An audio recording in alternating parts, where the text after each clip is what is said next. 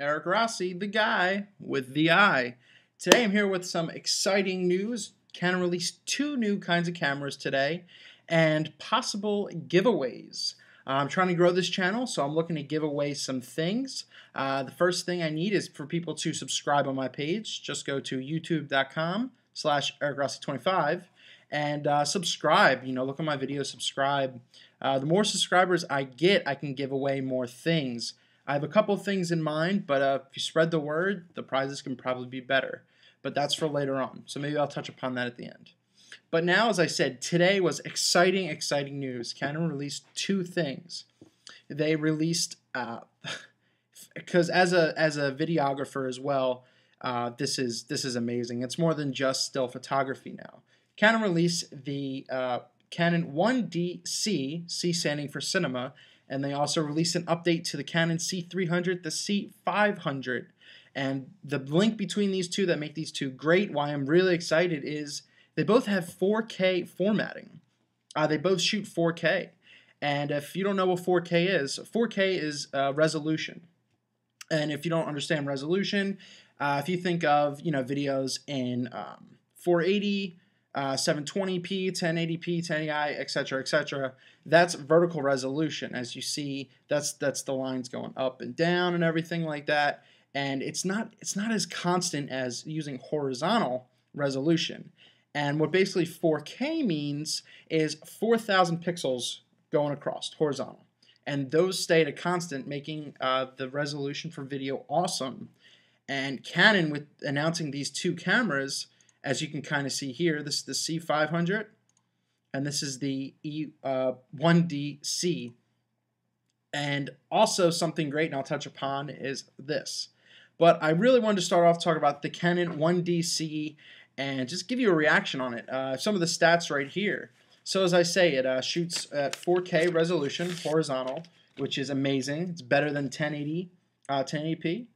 It also does 1080p at 60 frames a second. So that's pretty standard for Canon. They'll do for slow motion. And one of the great things that they've improved, even the Mark III doesn't have this, the 5D Mark III, is HDMI, uncompressed output 422. Great thing. This will have a full frame sensor. So as you see, like, this is a pro body. The grip is built in, and there's no flash on it. It's an 18.1 megapixel full frame sensor, CMOS sensor. There is up to 12 frames per second stills, and it can go as high as 14. There is 61 autofocus points. The ISO is really broad. There's really no tests out yet. I would love to see those, but once again, you're kind of not using this for stills. This would be something more for video. But the ISO range goes from 100 to 25,600. So there's a lot of in that. There's once again a 3.2 LCD screen on the back, so that's becoming very typical. The big plus to something like this is finally you can use Canon's versatility. Right here in my notes, it's EF lens compatible, and just to kind of give you how big this is, this camera is compatible with over 60 EF lenses, which would still look great on this 4K formatting, this 4K image capture. And that the focal length is from 8 to about 800 millimeters. But overall, there 70 million EF lenses have been manufactured, and that's the greatest part about this camera. You could finally utilize this camera's ability to use older lenses. That's why Nikon has been, something great to have, because you could use lenses from the 80s, the 70s, etc. Great thing that they've done.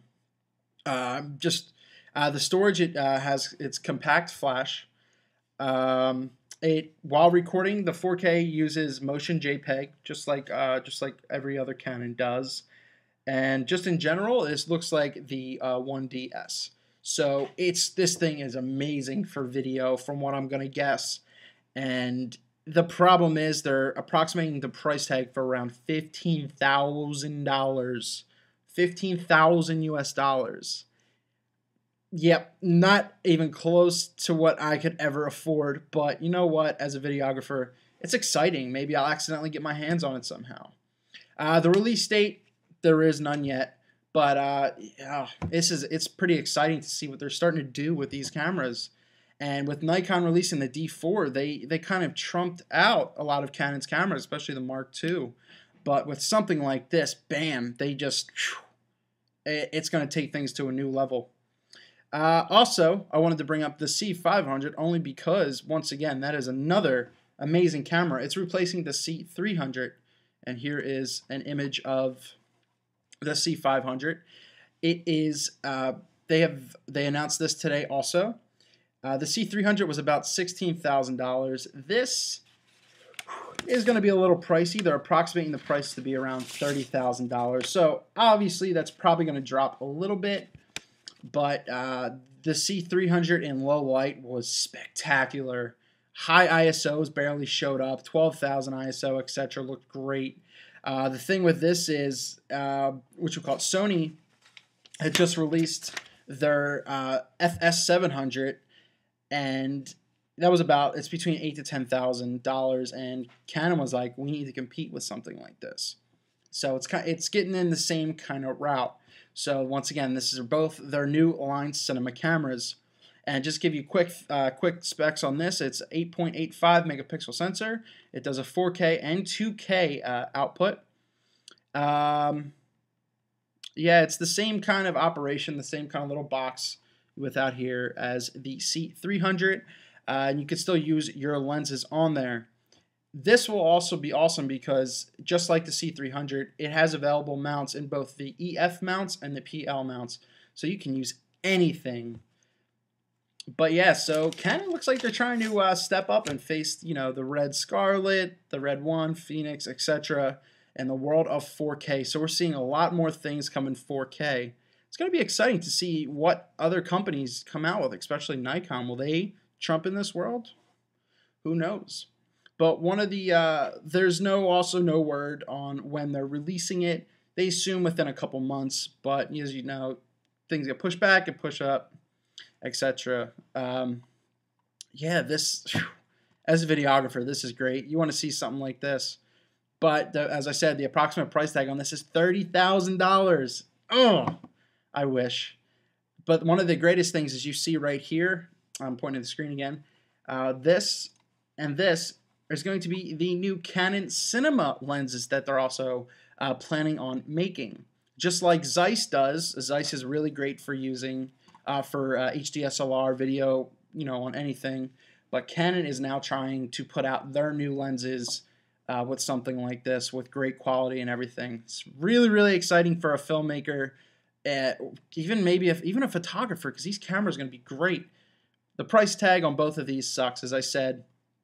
The 1d-C is about $15,000, and the C500 is approximately at $30,000.